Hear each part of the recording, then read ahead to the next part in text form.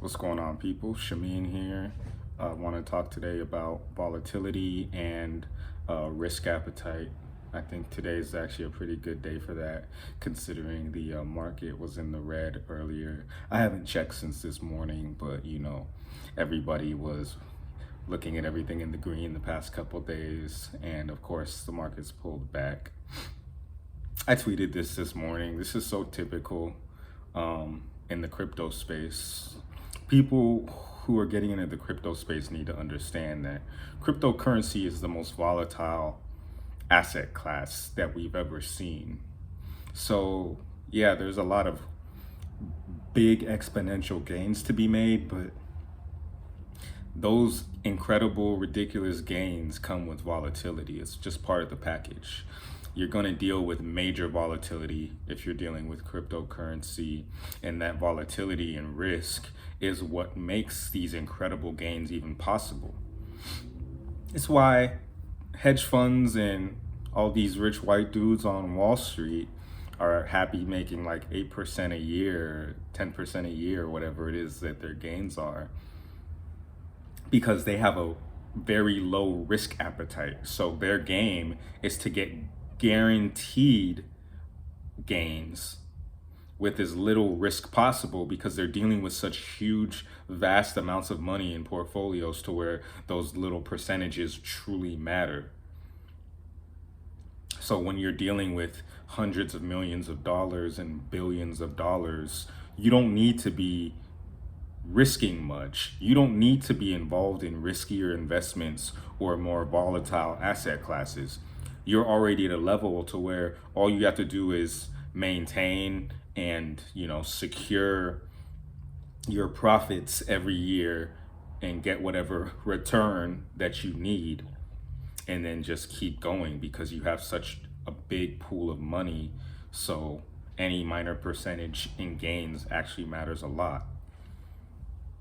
Now, not to say that you can't put vast amounts of money into very risky and volatile moves as well, but obviously that's going to be more risky. You're more likely to lose your money putting it into something that's a lot more volatile and less secure.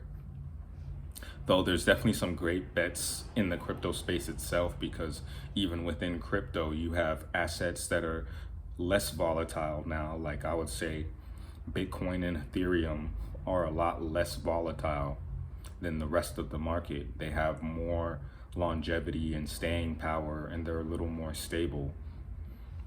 Versus as you move into the altcoins and the newer coins and the coins with much smaller market caps, obviously because they have smaller market caps and there is a lot less money involved in those projects, they're going to be more volatile. They're going to be a little more risky, but it's going to mean that you can make more money if they do blow up. That's just the whole thing with the investment strategy. It's going to depend on your risk appetite, and it's going to depend on how much you're willing to lose and even how much you're dealing with in the first place. Someone with $10 million might not have the same risk appetite as someone who's starting from the bottom, or only has, $5,000 to put down, $10,000 to put down, or, just their pocket change. It's not going to matter as much. But when you're working with much larger amounts, that's certainly something to take into consideration. Your investing strategy is going to depend on your risk appetite. It's going to dictate what you put money into and how much money you're putting in, because you can't put in more money than you're willing to lose, and things have to really make sense based on where you're at and the kind of gains you're trying to see. Some people are trying to get rich quick, so they're going to be more likely to put down a lot of money on a more obscure coin or token, or make a more speculative bet. Some people are like, no, I need this money to work for me for sure. I'm ready to let this money take a little longer to build up. A less volatile investment is going to take longer to get certain returns. It just is what it is. So you kind of have to just figure out your risk tolerance and the investment strategy that you want to use. Just don't cry about it if you end up losing. You just got to accept it for what it is. if you're going to get into this game of, playing with these volatile assets and making risky moves and making these bets and speculating on things, just own it. Don't, don't cry about it if you lose. If the market goes down one day, don't cry about it. The people that annoy me are the people that cry like after the asset has gone up like 80 to 200% over the last few weeks or months. Then it goes down one day and they're crying about it like, oh my God, what's going to happen to my money? Like, don't be one of those people. Like, man up, woman up, accept what you put your money into, accept the choices that you've made in regards to your investments and your strategy that you're going to use, and just do it. Just understand that certain plays are going to be riskier. You're not going to win every play. You're not going to win every bet. You're not Nostradamus. You're going to lose sometimes. If you make enough bets over a long enough period of time, you're going to lose. That's just the law of averages. That's just simple mathematics and probability. If you never lose, I'd love for you to comment below in the comment section. That way I could be following you and making making purchases off of your calls, because clearly you got something that nobody else in the world has. But everyone else in the world that's a human being, you're gonna lose sometimes. That's it. I think crypto is really such a great investment. Like, there's so much upside, but people do need to understand that it's not super easy. It's not guaranteed that your investment's going to go up. You do have to look at your investment strategy overall, what you're willing to put money in. Hopefully you understand some of these projects that you're investing in, and give yourself I guess this goes into like an exit strategy, but I feel like you should have an exit strategy for any of these moves that you're making. You should have an idea of, target price, or how long you're willing to hold the asset. You should have an idea of how you want to take profit, how much profit you'll take when you do take profit. Some people have price targets. Some people have certain time frames that they're gonna work within as far as holding on to the asset. You kind of have to figure that out for yourself. That's probably a video for another time. It's talking about the exit strategies, or how you're going to exit your position or capitalize and take profits on a coin that you're holding.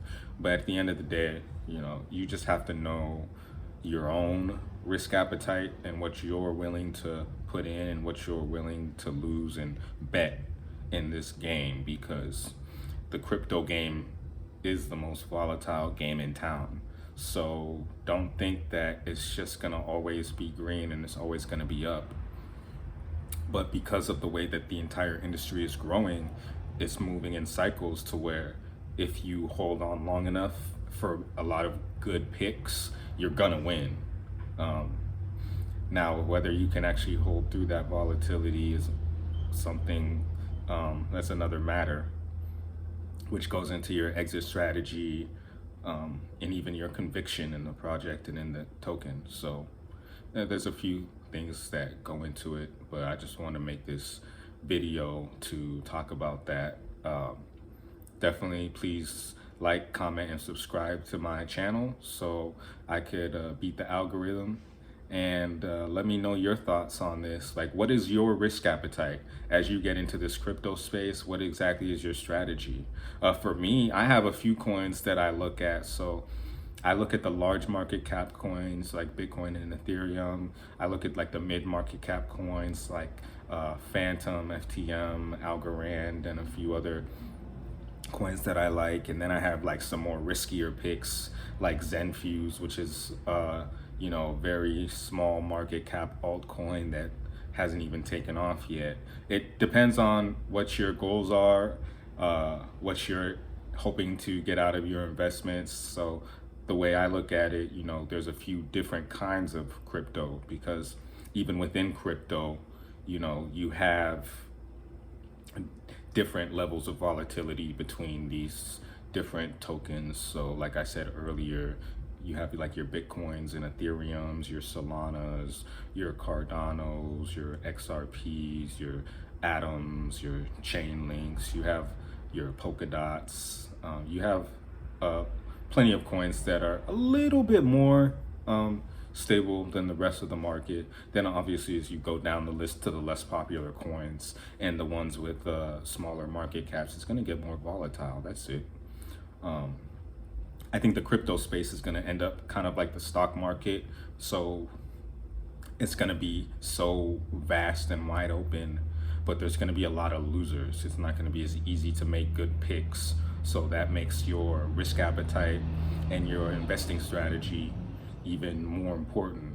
Though this is not financial advice, this is just the way that I look at things. So that's my video for today. Definitely let me know your thoughts, what you think, and I'll talk to you guys next time.